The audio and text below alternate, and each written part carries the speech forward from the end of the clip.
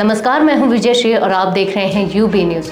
आज की रिपोर्ट में हम बात करेंगे भारत के स्पेस मिशन में हो रही बड़ी तैयारियों और इसरो के तीसरे लॉन्च पैड की योजना पर। भारत की अंतरिक्ष तकनीक लगातार नई ऊंचाइयों को छू रही है। भारतीय अंतरिक्ष अनुसंधान संगठन यानी कि इसरो ने अब अपने भविष्य की बड़ी योजनाओं का खुलासा किया है। इसरो श्रीहरिकोटा स्थित सतीश धवन स्पेस सेंटर में तीसरे लॉन्च पैड की स्थापना करने जा रहा है। इसरो के चेयरमैन डॉक्टर एस सोमनाथ ने एक इंटरव्यू में बताया कि यह तीसरा लॉन्च पैड भारतीय अंतरिक्ष मिशनों के लिए एक बड़ा कदम साबित होगा और इसे बनाने की तैयारी लगभग पूरी हो चुकी है। आइए जानते हैं क्यों जरूरी है तीसरा लॉन्च पैड। डॉक्टर सोमनाथ ने जानकारी दी कि इस समय इसरो के पास केवल दूसरा लॉन्च पैड उपलब्ध है। पहला लॉन्च पैड केवल PSLV यानी कि polar satellite launch vehicle rocket के लिए डिजाइन किया गया था, जिसका उपयोग GSLV यानी कि geosynchronous satellite launch vehicle rocket के लिए नहीं किया जा सकता। GSLV की लॉन्चिंग के लिए दूसरे लॉन्च पैड को री इंजीनियर किया गया था ताकि यह बड़े और अधिक तकनीकी रूप से जटिल रॉकेट्स को संभाल सके। लेकिन अगर किसी कारणवश इस दूसरे लॉन्च पैड पर कोई दुर्घटना हो जाती है या इसे नुकसान पहुंचता है तो इसरो के सभी प्रमुख मिशन रुक सकते हैं। इसलिए तीसरे लॉन्च पैड की जरूरत महसूस की गई है ताकि GSLV और अन्य भविष्य की लॉन्चिंग के लिए एक सुरक्षित और आधुनिक बैकअप उपलब्ध हो। भारत की स्पेस टेक्नोलॉजी अब नेक्स्ट जनरेशन लॉन्च व्हीकल यानी कि NGLV की दिशा में आगे बढ़ रही है। NGLV एक 3 स्तरीय रॉकेट होगा जिसका पहला चरण पुनः उपयोग करने योग्य होगा।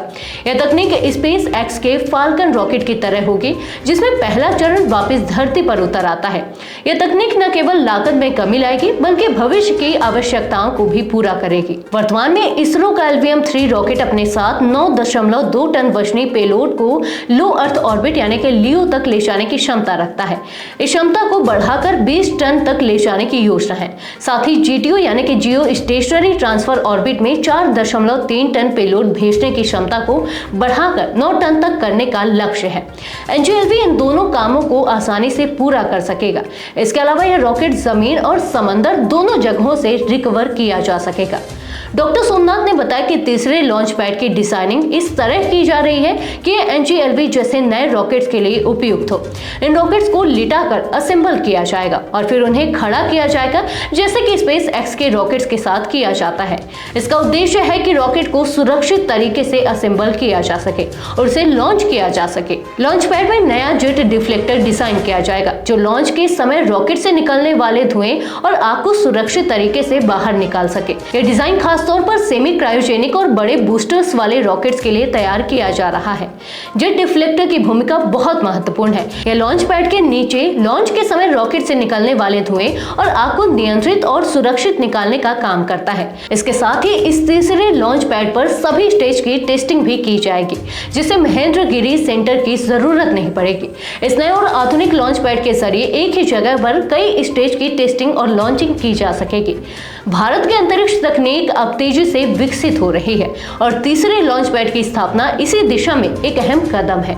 यह लॉन्च पैड न केवल इसरो के मौजूदा मिशनों को सुरक्षित बनाएगा बल्कि भविष्य के लिए भी एक मजबूत आधार तैयार करेगा। NGLV के साथ इसरो की यह योजना भारत को वैश्विक स्तर पर अंतरिक्ष अनुसंधान में अग्रणी बनाएगी। यह देश की वैज्ञानिक क्षमता और तकनीकी विशेषज्ञता को और अधिक उन्नत बनाएगी। भारत का अंतरिक्ष मिशन अब केवल चांद और मंगल तक ही सीमित नहीं रहेगा बल्कि आने वाले दशकों में यह वैश्विक अंतरिक्ष मिशनों में अपनी पहचान और भी मजबूत करेगा।